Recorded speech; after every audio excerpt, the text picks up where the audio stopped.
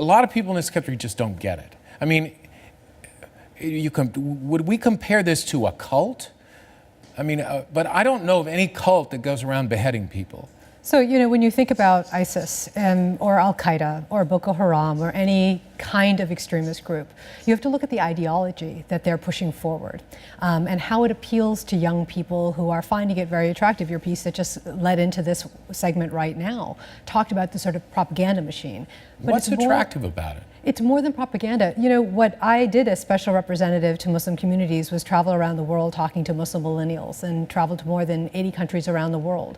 And the single data point that was consistent from Argentina to Zanzibar was that these young Muslims are going through an identity crisis. And so when they're asking questions about culture versus religion and how to be a modern Muslim, the loudest voices out there are the voices of the extremists that are pulling them in and giving them a definition of what they're supposed to be. What are they giving them?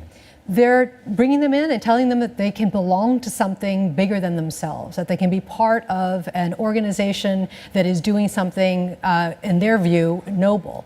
And this corrupt ideology can only be dealt with counter efforts against the ideology. But is it about religion or is it about them finding their identity? So they're using religion as a tool to lure them in.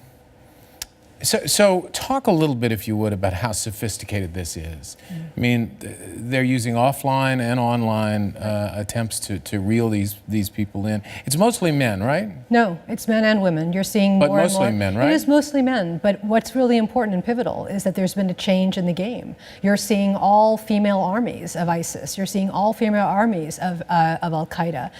Last week, the reporting of the 2 young girls from Austria who were teenagers who left home to marry these people who are fighting in Syria. They're now pregnant, is the reporting that's come out.